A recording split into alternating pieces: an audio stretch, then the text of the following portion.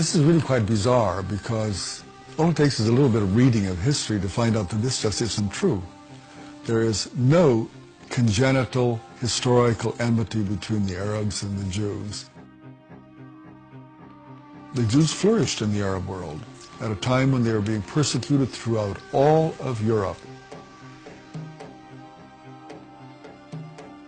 At the end of the 19th century, because of anti-Semitism in Europe, European Jews began to try and figure out a solution to the Jewish problem. A very small minority adhered to Zionism, the idea that the only place in which they could be safe is within a Jewish state. Zionist Jews actually had a design on the land of Palestine, the idea of creating a homeland for Jews in the land of Palestine. And this is really the beginning of the conflict. The mainstream Israeli Jewish society believed, because that's the way they had been educated, that Palestine was empty, had been empty when the Jewish settlers came there. Who paid the price when they settled there? Is it really true that Israel was a land without a people for a people without a land? Palestine was not empty. It was a land populated by Arabs who had a high level of culture, high level of education. With farms and markets and towns and villages and roads and commerce and lots of interaction with the rest of the world. The population was overwhelmingly Arab.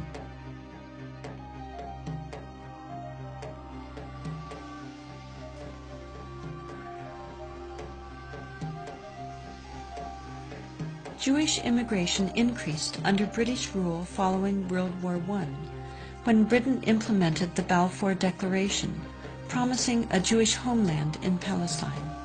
This measure conflicted with Britain's previous promise of self-rule for Arab inhabitants throughout the region. Britain was basically extremely supportive of the Zionist movement. It helped to establish all of the structures of a state.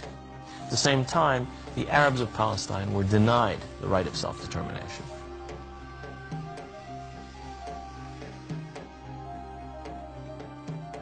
The Palestinians saw a European power decide the future of a non-European territory, in flat disregard of both their presence and wishes. In the 1920s, as land was being stripped away from local residents, the first clashes between Palestinians and Jews began, and would continue on for years to come.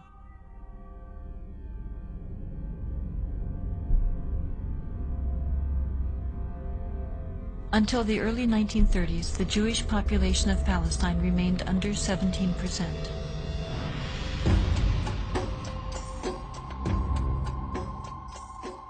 Hitler's rise to power in Germany completely changed that. In just 5 years, 174,000 Jews flooded into Palestine, doubling their population.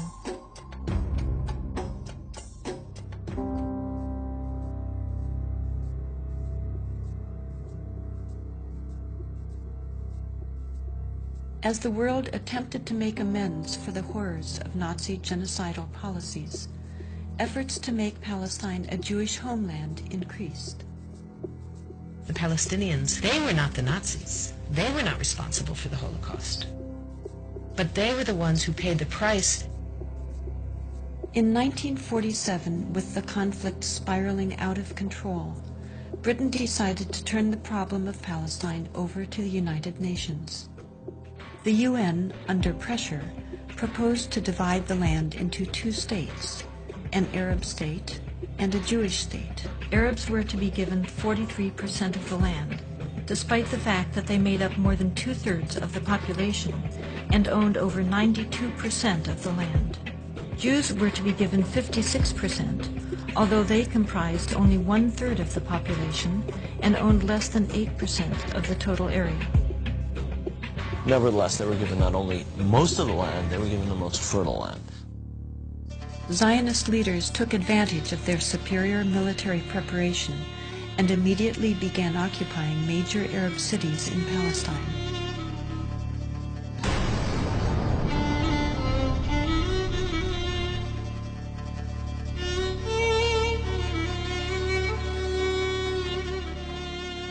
I was among the people that conquered Akov. When we were walking around, we entered a flat. There was a pair of shoes of a small child, maybe 2 years old. They didn't have time to put on the shoes, so they left the shoes and they ran away. They left everything.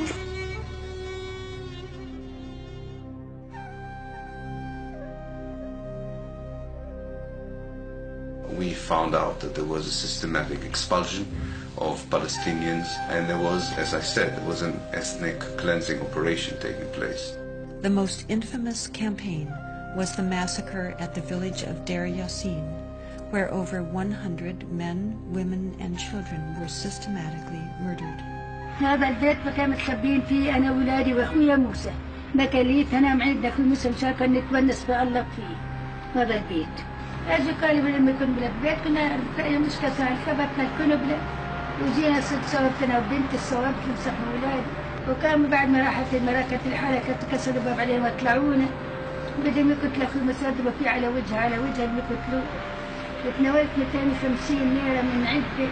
وقلت يا خواجه بس مشان الله الطالب بالدراسات قلت لسه خليك كتير انت كويس وهات المصاري وهات شو كنت الحنو شو تسوي فيها كنت الحنو اجراك يا ويلي يزمك على السلام احلي هذا لكن يعود حط لك الطوم السير ويكون راسك يمسك الدواء حط لك 5 3 ولا تحت راسها.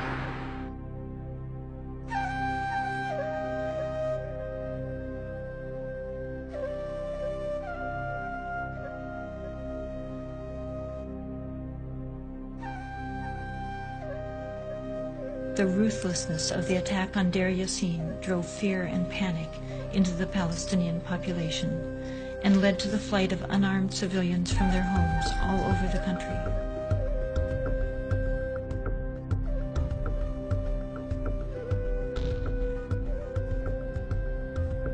As a result, maybe 300 or so thousand Palestinians had already been expelled before the first Arab soldier entered Palestine. Some of the neighboring Arab armies finally intervened after May 15, 1948, when Israel officially announced its statehood. Although there was a lot of war rhetoric on the Arab side, very few soldiers, Arab soldiers, were sent into the battlefield. And actually, for most parts of the war, there was superiority on the side of the Israeli army.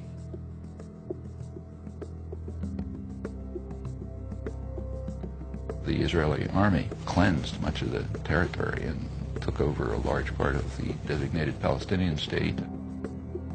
The new state of Israel encompassed 78% of the total land of Palestine. The West Bank came under Jordanian control and the Gaza Strip under Egyptian dominion. Although a truce was declared between Israel and the Arab states, true peace remained elusive, as over 700,000 Palestinian refugees languished in nearby camps, often in sight of homes to which they still held the deeds and a deep desire to return. Most of the deserted and evicted Palestinian villages were erased from upon the earth and were either turned into Jewish settlements or into fertile land. Of the 500 Palestinian villages in what became Israel in 1948, 400 were destroyed. These efforts to destroy the possibility of their returning home were countered by the United Nations, which continues to affirm their human right enshrined in international law and morality to return. A Palestinian who had lost her land or lost his land as the result of the creation of Israel in 1948 cannot come back even for a visit. I can go back to Israel as if I were returning and claim immediate citizenship, having no historic tie, speaking no Hebrew, knowing no one in the country, having no family who ever was there. All that one needs is being Jewish, a religious group like any other.